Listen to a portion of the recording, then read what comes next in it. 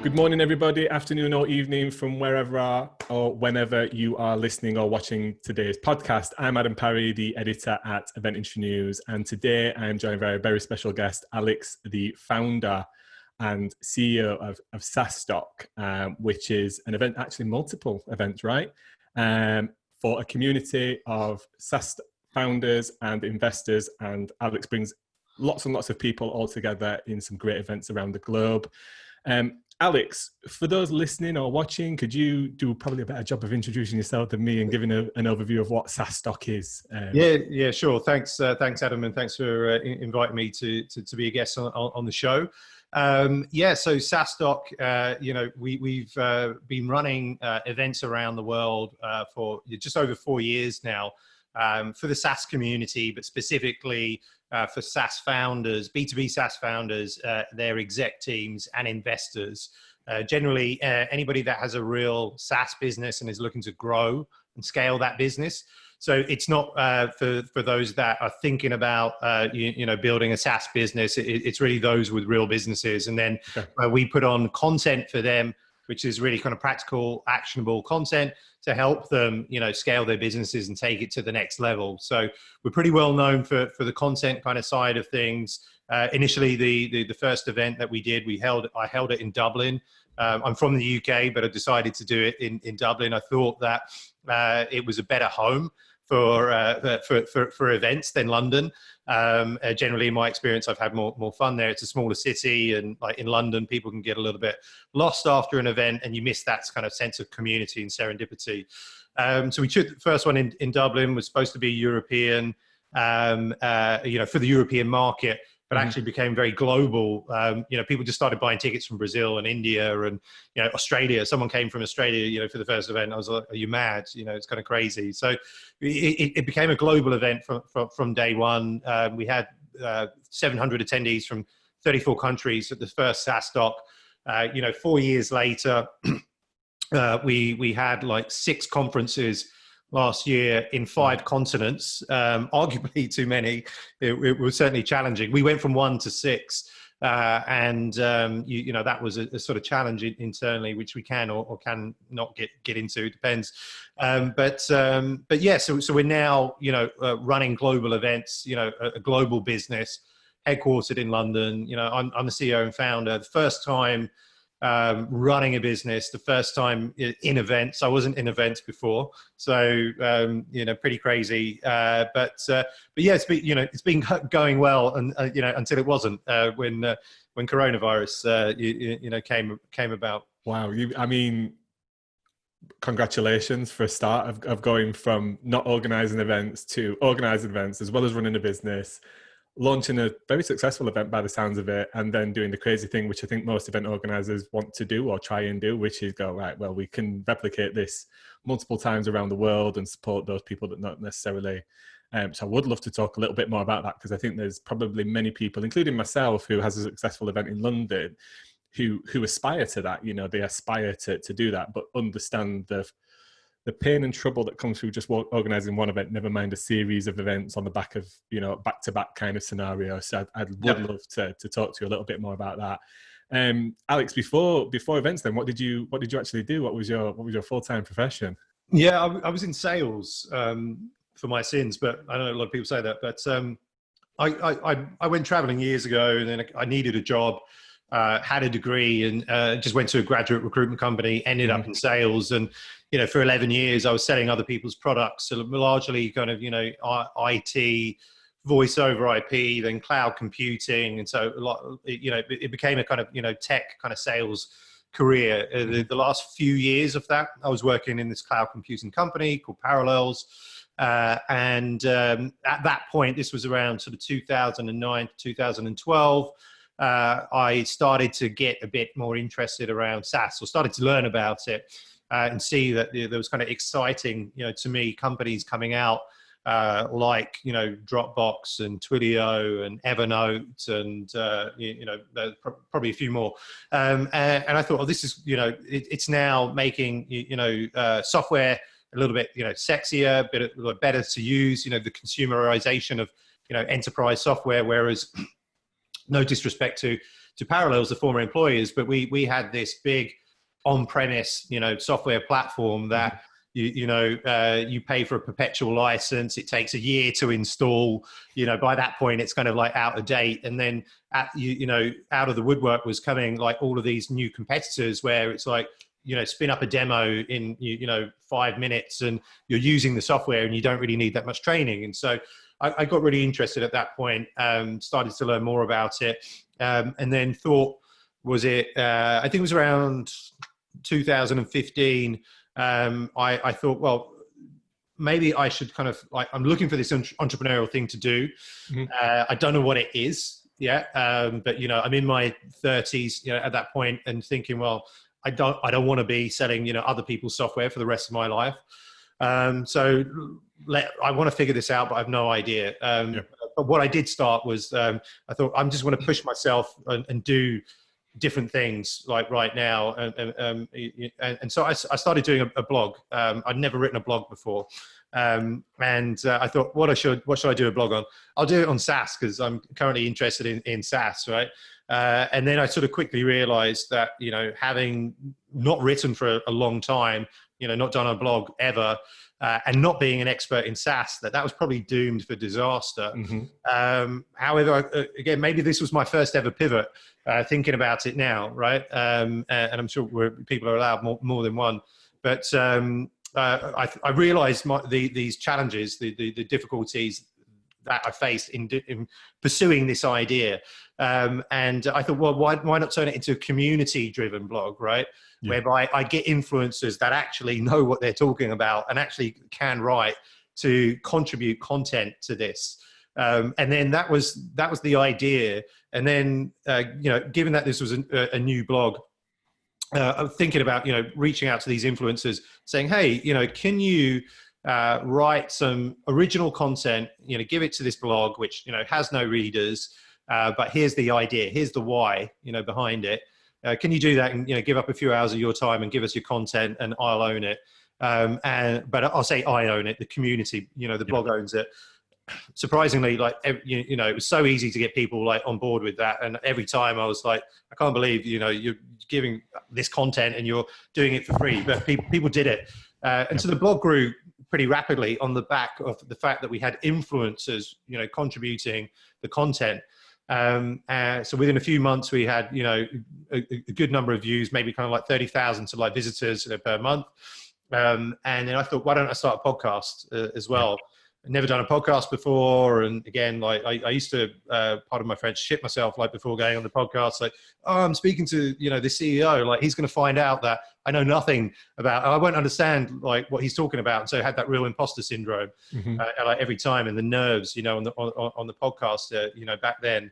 And so did the podcast, and that supplemented, the blog. And then I was like, why isn't there a SaaS meetup in London? I thought, this is strange. I was like, okay, I'll do it. I've got all this drive right now. So I'll do that. And so I partnered with someone to do the first London SaaS meetup. Okay. 120 people came to the first event. People came down from Sheffield and, from Brighton and so on. A lot of these people are founders that have sold and exited their businesses, and now that came, they were at the early stage, of their business, and we all kind of connected, and were formed together, with this bond of, having this community sort of meetup. And then after a few of those, I think I did about 8 in total. The conversations were like, Alex, why don't you run a conference? It'd be great to do this at a bigger scale and bring everyone together. So yeah, it's a nice idea, but, and I'm looking for ways to, monetize, the blog, SaaScribe, and, the podcast. And we tried advertising, but really, there wasn't really a future in that, at the time, in terms of, the viewership and listenership that we have. Yeah. So yeah, I was like, well, conferences are another way to, monetize sort of media and communities. The pros are that we've built this audience, we've been building this audience, right? And that I've got this drive and kind of passion, and, I built this network. I think they could do it. Cons are I've never put on an event before, right? And I guess when you're starting a business, they say you've got to be passionate, and it's beneficial, or, that you've got experience, in what you're going to do. Not having the experience, was the big drawback. But I kind of, more people I spoke to, more convinced I became. So I ended up, quitting my job, going all in on this, and I had like 6 months runway to get it off the ground.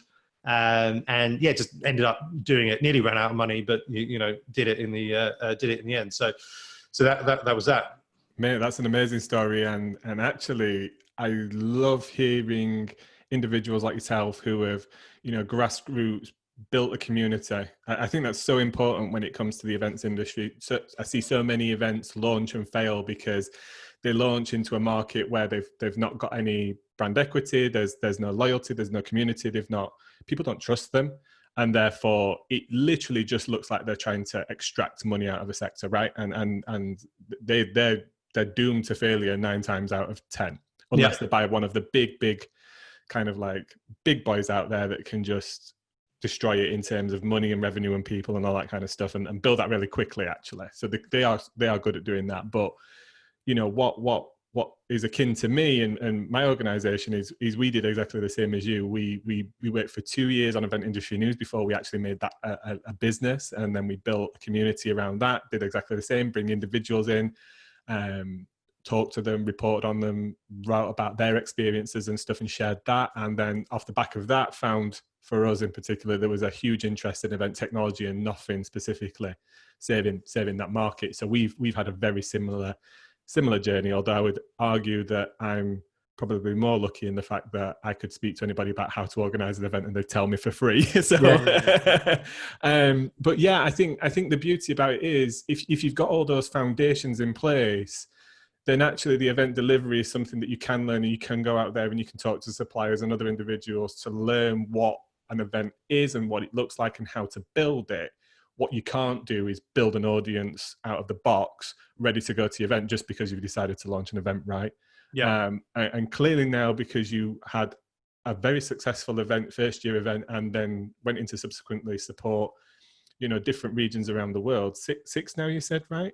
Yeah, well, we pared that back to, it was supposed to be 5 this year. We decided to go from 6 to 5, and then we reduced it further to 4, because we merged our Australia and Asia conference to do an Asia Pac one. Yep. But again, like right now, it's not even certain that we can do, any of those, or perhaps unlikely. Sure, and I think that's another lesson learned, isn't it? You can try something, and the events industry is great for this. You can go, right, we might want to support an event there. We've had events. We had an event called Event Tech Talks, which was a series of just meetups similar to you.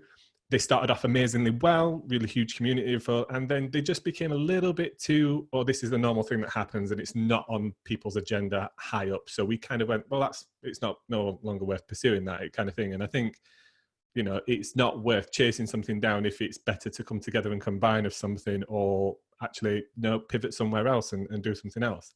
Let me ask you a question, and this kind of brings us on to what we're talking about today, which is your own pivot from face-to-face to virtual in the current climate. If virtual had been the option back when you had that first event, do you think you'd have gone that route, or do you think you'd have still gone face to face? I think back then I would have gone face to face. Like virtual, certainly, I think the technology that we have available now wasn't there then, right? Yeah. And the virtual events that I've seen over the last couple of years have really been nothing much, and no offense to anybody that's been sort of running them, because they perhaps have been sort of the pioneers, right? But have been like, Zoom calls on steroids, right? Whereby it's, me and you, or 2 people chatting, and then you've just got loads of people watching, and maybe a bit of chat happening in the chat box, right? And that's it, right? So either it's just like a very large webinar, or but people are calling it a virtual conference because there's a lot of content, and the focus is just being content, right? But the rest of that experience, right? And I think the value, the power of people connecting in person was perhaps, obviously, if we'd looked 4 years ago, had we had the options, I would have said, yeah, connecting in person, nothing better, right? Let's get this global community, everyone to fly to Dublin, right? And we had have these magic moments where, one of them was like just before the day of the conference, the first one in Dublin, Point Nine Capital arranged like a private event for the attendees of SaaStock. Yeah. And I went to that, and they had like 50 people from 50 different cities around the world. And it was quite a magical moment. They were all entrepreneurs that were dying to talk to each other and just kind of share stuff and just let it happen, right? And it was like, wow, I've helped, facilitate. Whilst I didn't organize that event, I've helped, bring that together.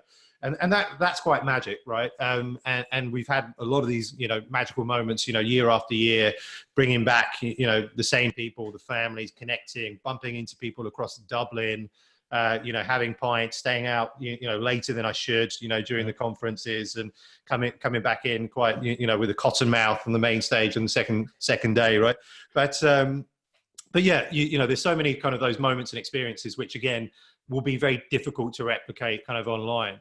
I totally agree, yeah. But also the world is changing, right? And again, like after or wherever it kind of leads to, once we're all out of lockdown and everybody's been vaccinated against coronavirus, and there'll be sort of considerations, I think, for a lot of people and businesses about travel, about health, about the appetite to go back to large mass gatherings, and so on. And so really kind of a lot of things to kind of think about within the event industry.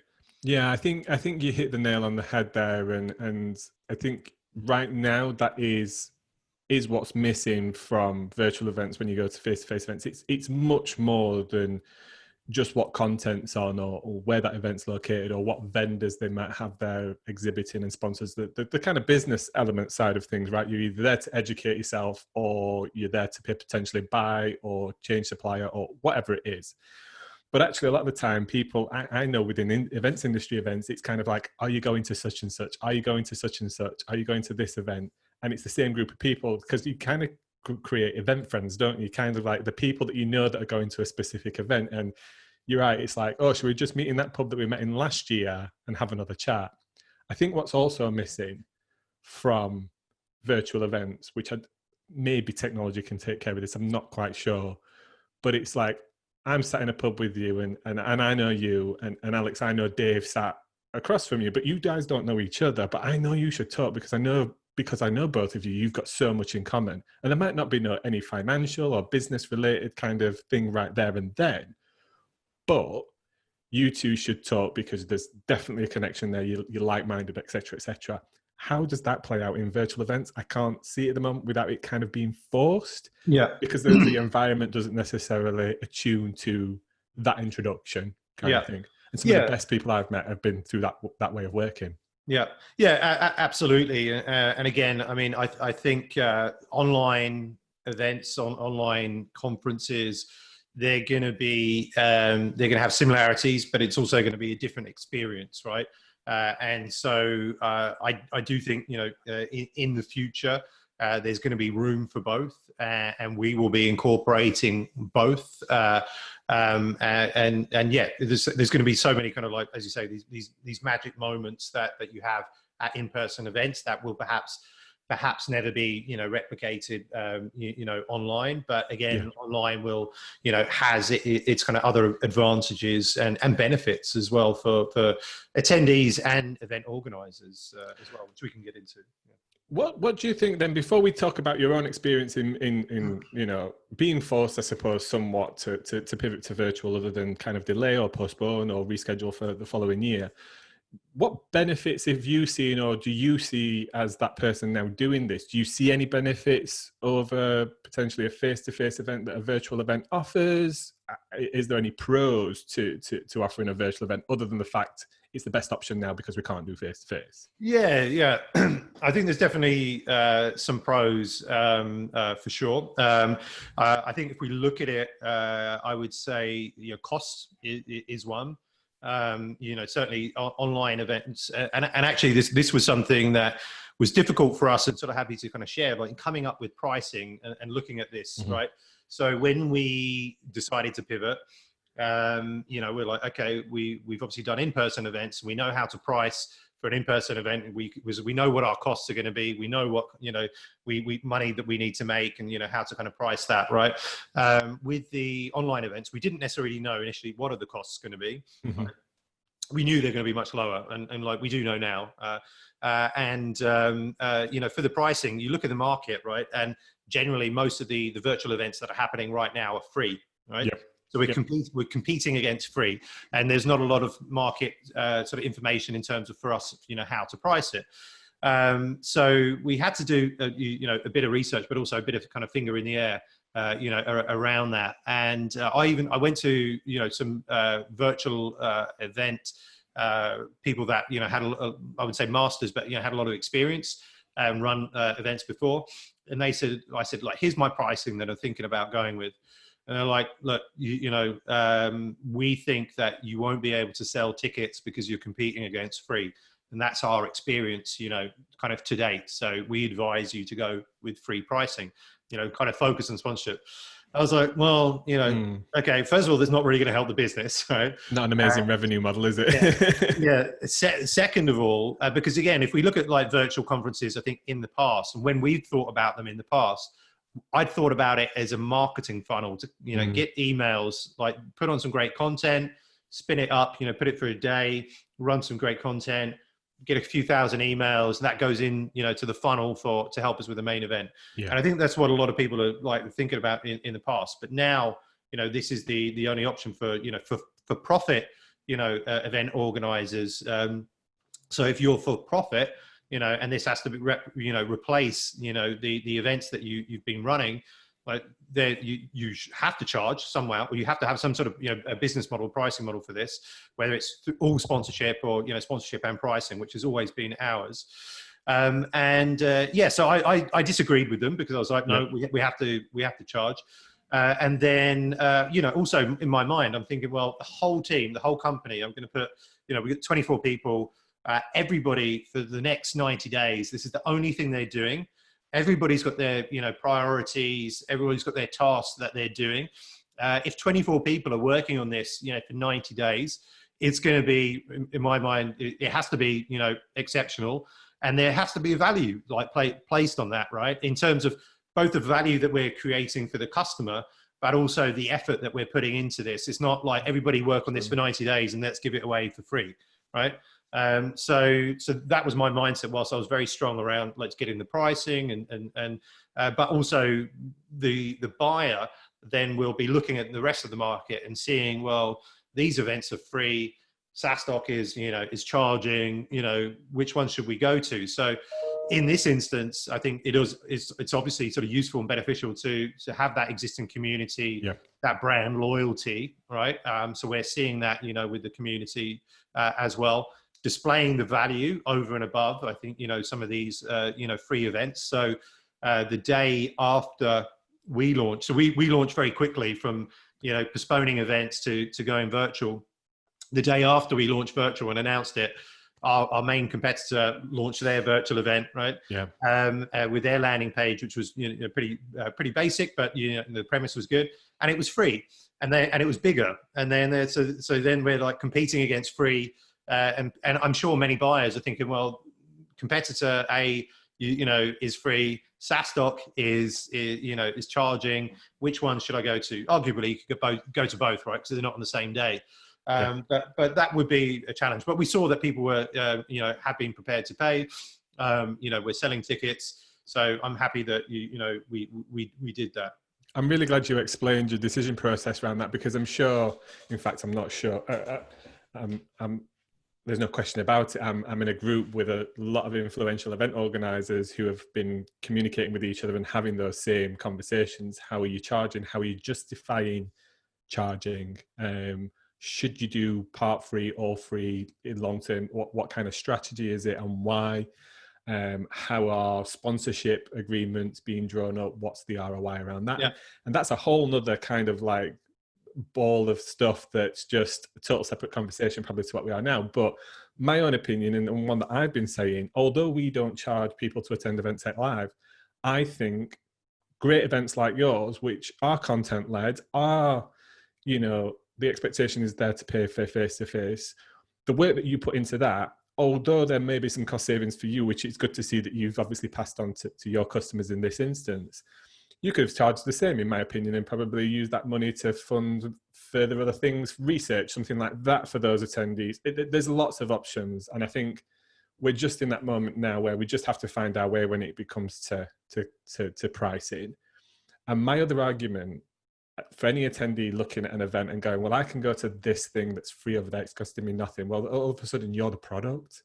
You're the thing they're selling to somebody else. Yeah. And a lot of the times the things that I see are free are people that are suppliers. So yeah, their absolute reason to provide a free educational event is to feed their marketing machine. Yeah. But then there's also going to be a lot of sensitivity it's going to be censored content. It's going to be down there, down the route that they want to funnel you. There's going to be no impartiality, all that kind of stuff.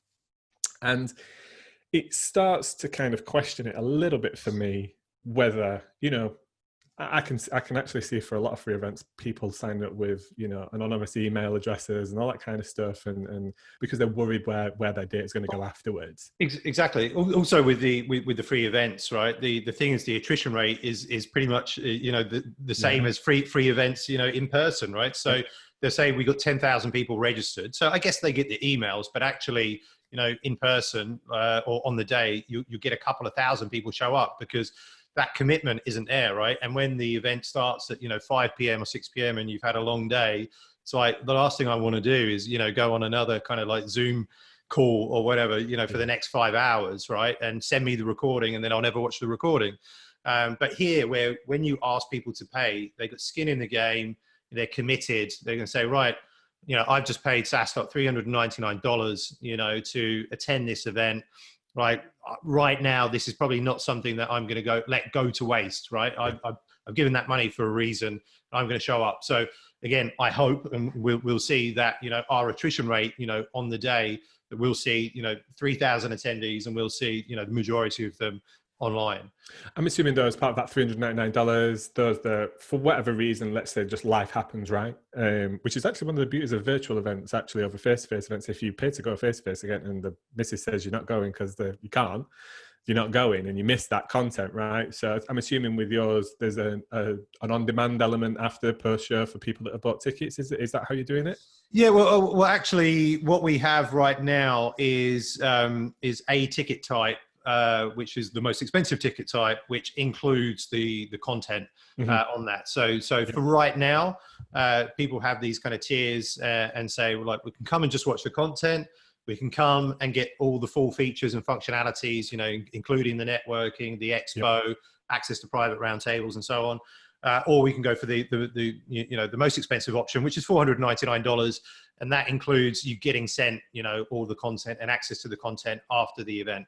Yeah. So that's what we're doing for the moment with regards to the pricing model. Which is not a great deal. If you look at the grand scheme of things, on things that people spend money on a month-to-month basis, you break that down, less than $40 a month. I'd probably spend more on takeaways, which don't do me or my health or my business any good whatsoever. I've probably spent more in a bar after an event. Never mind. I definitely have. Yeah. So what about sponsors then? Because obviously that makes up a big portion of most events. Sometimes 50% of the income, sometimes 100% of the income. Digital's a totally different play, right? It's a different feeling. It's a different brand equity thing. How have your conversations going then? Have you found sponsors up for a virtual event? Did they want different data and information and statistics back from you to prove? Yeah. So it's a good question. And again, happy to share the insights there. So, if we were launching an online event, and again, we've launched it because, we had thought about it before, but we've launched it because we had to, right? And we're in this time, and at the time of lockdown and coronavirus, and actually, so the challenges, the two challenges, big ones that we are facing around sort of sponsorships, and even around ticket sales, and everybody will be facing the same, is that first of all, the first challenge that I thought was around the mindset, right? The mindset of the typical buyer, our typical customer. So we have partners, sponsors that have sponsored us, for 4 continuous years, and have signed up, for the 5th year, right, for our Dublin event. And these loyal partners, and they do it for many different reasons. Most of them are the usual ones, brand awareness, thought leadership, Some of them because they want to, they see SaaStock as this annual outing where they can bring the company and, have fun, right? And one of those, so like, one of the first people that I went to was this partner that, has partnered with us for, 4 consecutive years and signed up for the 5th year. And the mindset, he just didn't get it, right? It was like online. It's like, he said to me, are you using Second Life as a virtual platform? I was like, no. It's like, how these prices are ridiculous. Like, I would pay, something like, 2K, and like, how can you charge this much, etc. Just totally didn't get it. And he said, like, look, like, I'd love to help, but I just don't believe, online events, right? Might believe in the future if they're the only option, right? But I thought that would be a challenge, and that has been in some cases, like people just not believing in online events and virtual events, and getting that feedback. Our VP of marketing doesn't believe in online events, so we're going to pass, right? So we've seen that as an objection, and as a reason that people have declined to participate. The big challenge that the sales team have, and that we have, and everybody else will have, right, is that the recession, it's here or it's coming, right? And what we're seeing is, people are being furloughed, huge redundancies. It's going to be the biggest number of, unemployment, for a long time. It's perhaps going to be the biggest recession for ages. Again, so we're trying to keep it positive, but these are the realities, right? And marketing is being really hit, with this, right, as well. And many people are not investing in marketing. Some still are, which is good, right? So we have to find the ones that are. But many of these existing partners or new customers are just saying, look, we are not investing in anything, in events, in new people, in pens, in takeaways, right? We have stopped all investment, right, and being totally frugal, and we get that. So the team are getting more no's than ever. Right. Yeah. So we went into this with like huge optimism, like this is a great idea. It's all looking great. And like, no. And then, that affects the morale of the sales team always. Right. But the good thing is that they're finding the ways to get the yeses as well. And that there are those companies that are investing in this. And I actually, what I don't have is the complete answer, like for you, as to why are these companies investing and these ones not. Right. I think some of them are doing it out of support for SaaStock because they want to see us succeed, right? There is this empathy. We have a good relationship with them. Yeah. They have the ability to invest right now, and they want us to succeed for all the work that we've done over the years with the community and help them.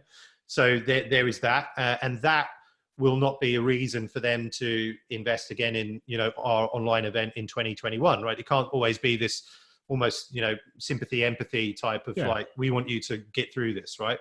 So that's kind of one reason. But then we've got all these kind of new partners like joining as well that we have no relationships in and want to be involved, want to be a part of it, which is great. And I want to find out actually why they're still investing in marketing. But also it's changing week by week, right? The dynamics, like the world of sales and marketing, like we have conversations with somebody last week and it's a verbal, the next week they've decided to stop investing in marketing and so on. And so right now, like how to sell, how to market is changing on a weekly basis. But we're seeing people, like when we came up with that pricing deck for the partnerships, right?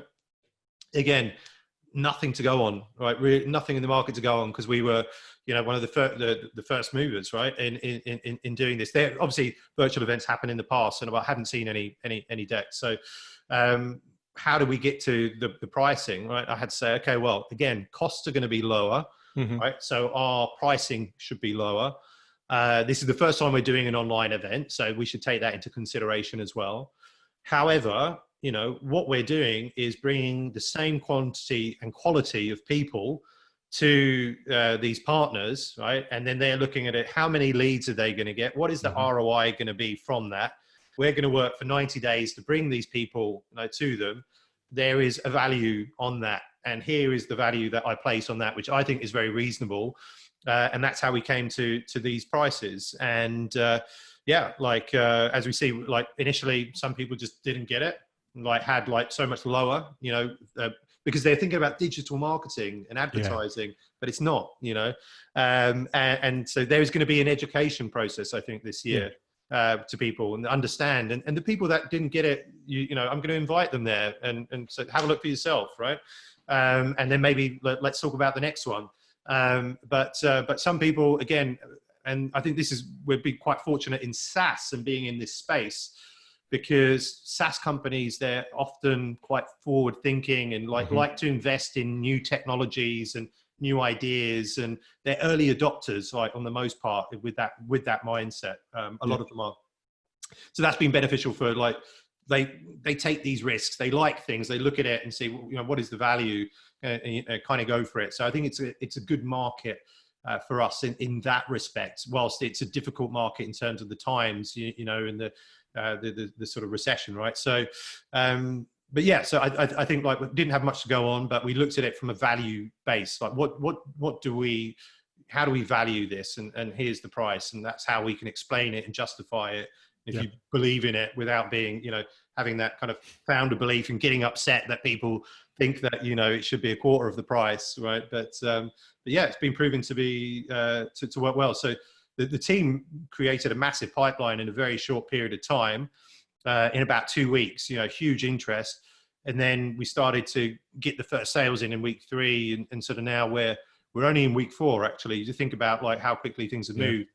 Yeah, like, I'm pretty pleased with, like, you know, where we've got to, and the partners that we brought on board. So it's exciting times. I think your team should be extremely proud, and you as an individual who's obviously had to also behind the scenes probably manage a whole business and investors and all that kind of stuff, with all that other business stuff going off, right? Of, like, what we're going to do, how we're going to do it, monies, all that kind of stuff. So there's like a whole business behind just selling an event and sponsorship, right?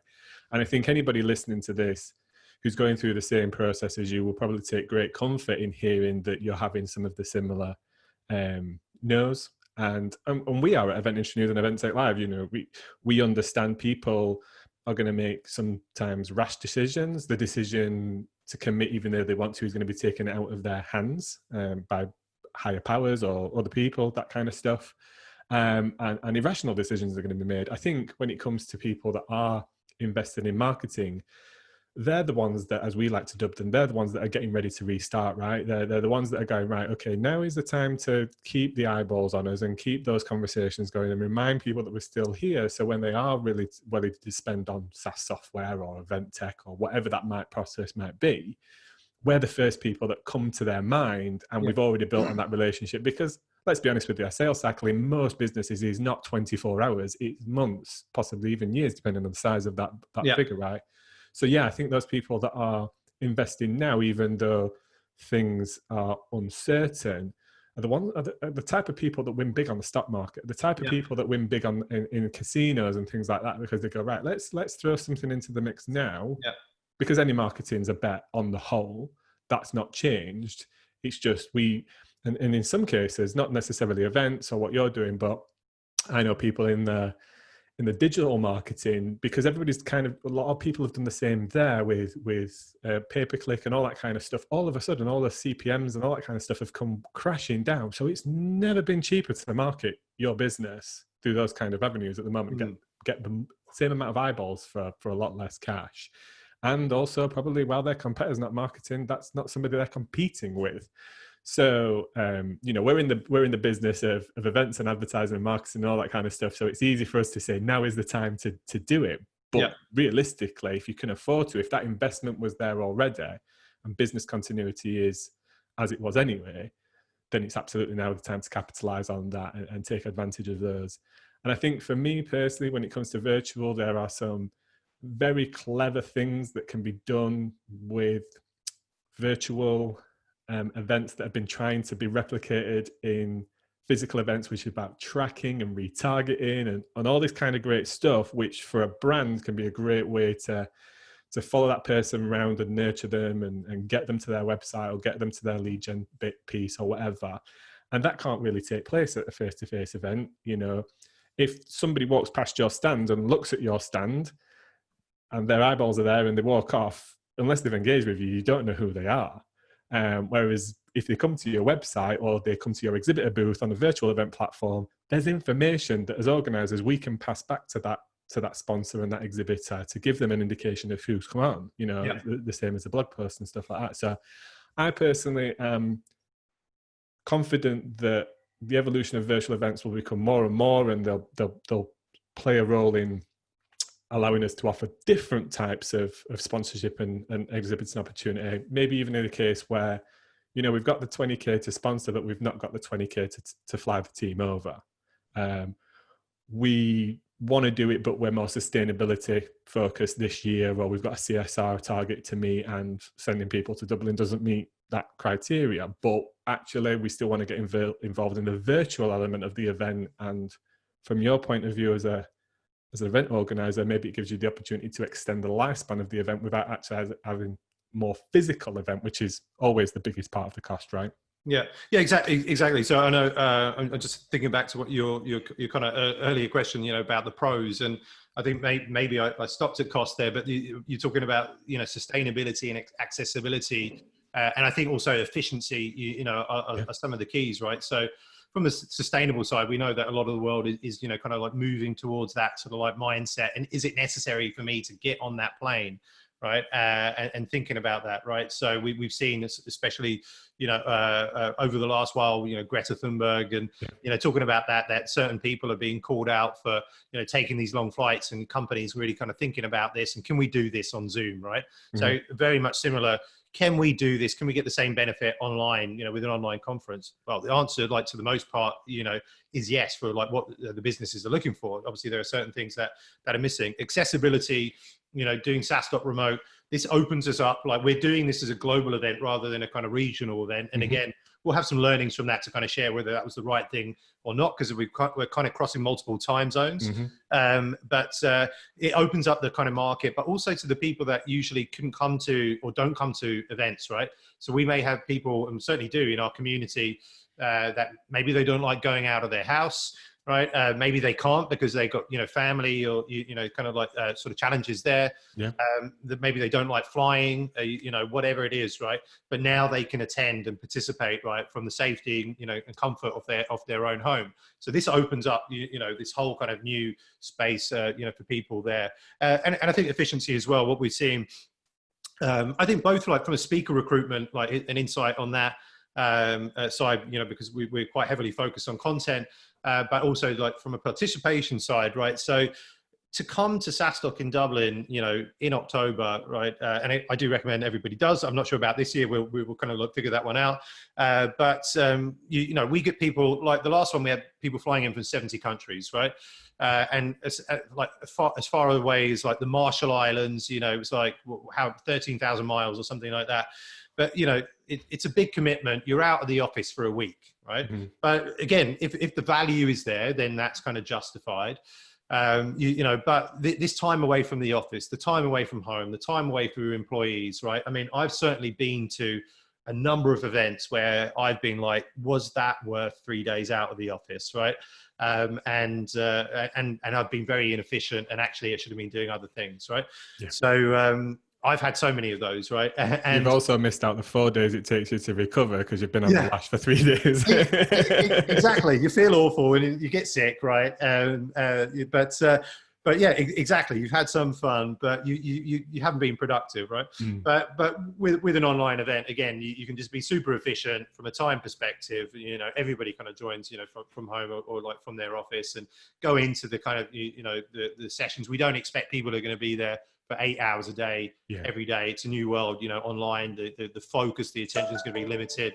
You're going to have your kids kind of like, you know, needing your attention. You're going to need to go for lunch, you know, and so on. So there's no catering online, which is a benefit for you know, organisers. But yeah, everybody a Deliveroo voucher and an Uber Eats voucher or something like that. Exactly. But yeah, so there are these, you know, like different sort of pros, you know, for virtually online, and profitability. I think is another one. I talked about the cost for people to attend, right, being a benefit. But for an event organizer, you know, if you get it right, you know, the profit margins are so much higher from doing this online. So one of the things that I'm sort of, you know, thinking about as well, you know, we have these 5 conferences that, or well, now we kind of put them to 4 in-person conferences. Do we in 2021 keep, doubling, that being a kind of like great event, and make the others, online, right? And make them more profitable, but not have to fly, all the way to Singapore and accrue all those, risks and those costs, and pay for all that catering and, do all of that when actually you can do it for much cheaper and bring people together. Like it's a thought, right? And see where that could still be regional, right? That could still be within their time zones. If there's language and things like that, that could be worked with, and people can tune in when it makes more sense to them, rather than having to wake up at 4 o'clock in the morning or stay up until 12 o'clock at night to kind of engage with some content. And nobody's really going to be happy about sitting at 11 o'clock at night watching a conference, right? So I think that absolutely makes sense, that the virtual element can still happen within that time zone for that region, and be tailored towards that, without necessarily having to have a physical element, if that makes sense for everybody, not only you as an organizer, including your team, but those people that would have potentially attended that event. Alex, I'm conscious of time, but I do have one question for you. The barrier now has never been so low for somebody who has never been an event organizer before to launch a virtual event. Do you see that as a challenge as an organizer going forward? Do you think there's the potential for virtual event burnout, the same as Zoom burnout? Are we all just going to be like, oh, it's just another thing?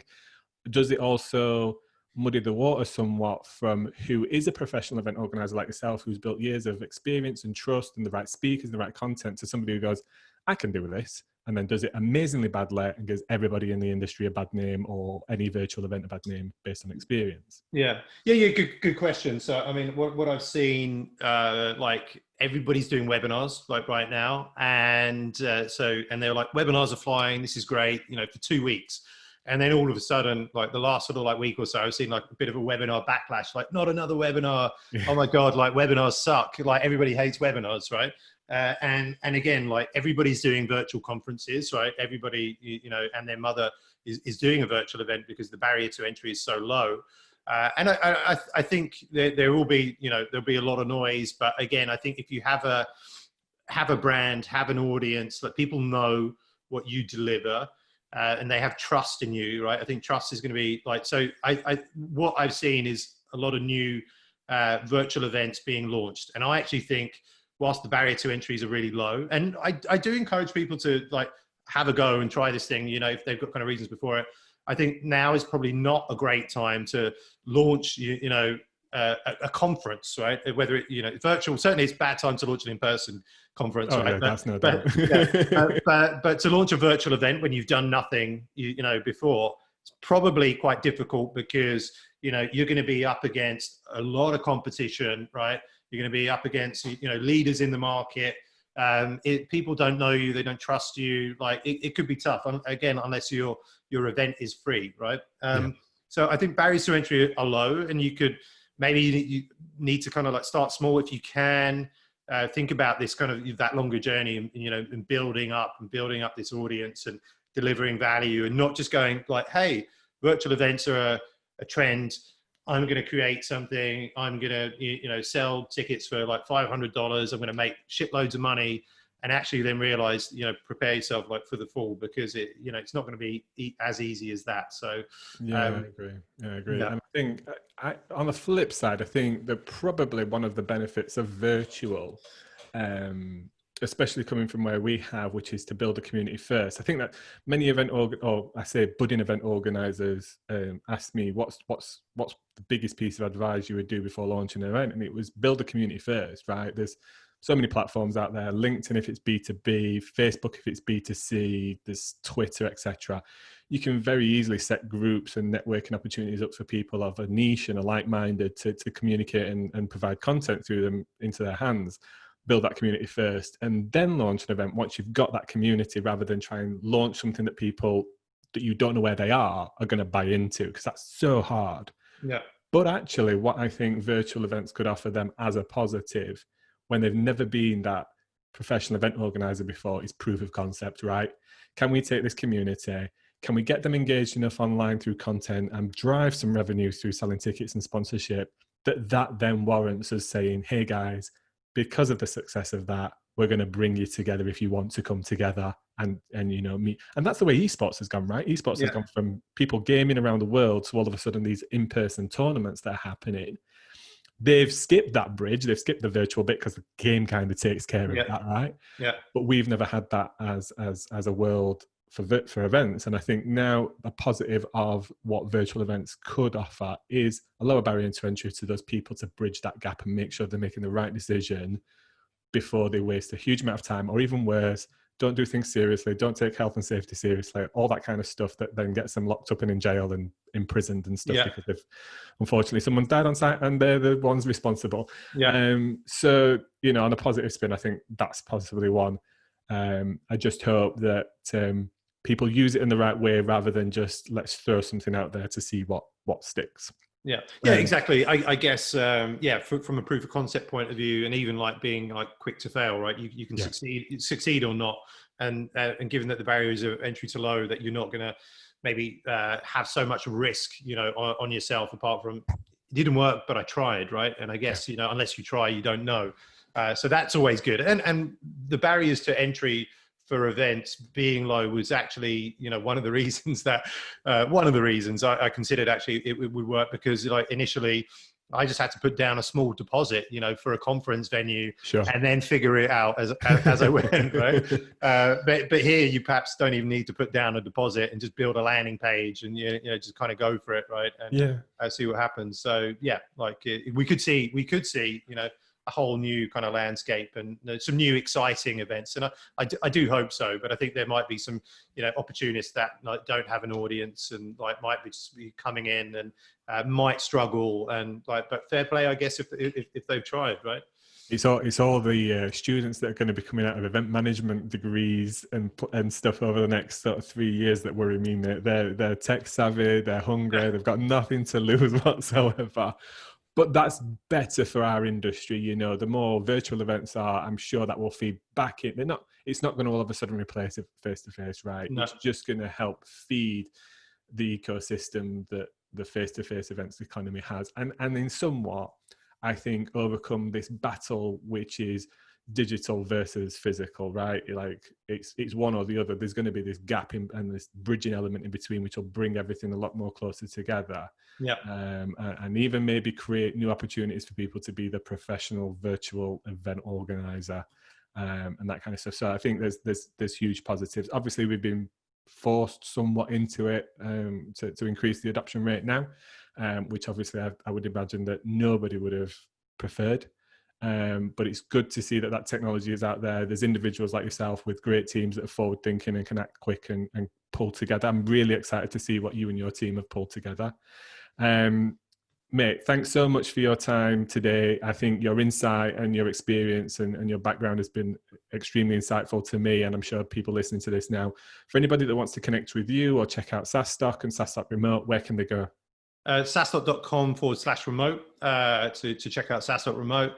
For me, I'm on Twitter at Alex Theuma, or on LinkedIn, Alexander Theuma. So check me out there. But yeah, really enjoyed speaking with you. Thanks so much for inviting me to be on the show, and happy to share those learnings. Also happy, we're still on that journey to figuring out, is it going to work? But I'm confident it will. But happy to share learnings, down the line as to what we learned along the way and what worked, what didn't work. Well, let's absolutely do a part two. I'll give you a couple of days because I'm sure it's going to be as stressful as a physical event. But I'd love to do a part two to this of okay, now you've done it, would you do it again? Kind of scenario. And no. Mate, thanks so much again. If anybody listening to it or watching this today, if you've liked what you hear, please do share it with your network. If you're thinking about maybe organizing a virtual event or doing it, maybe buy a ticket to Alex's event and check it out and see how they're doing it. That's worthwhile. Anybody $400, I think, in terms of learning. Alex, again, thank you for very much for coming on today, and hopefully we'll speak soon. No, thanks for having me.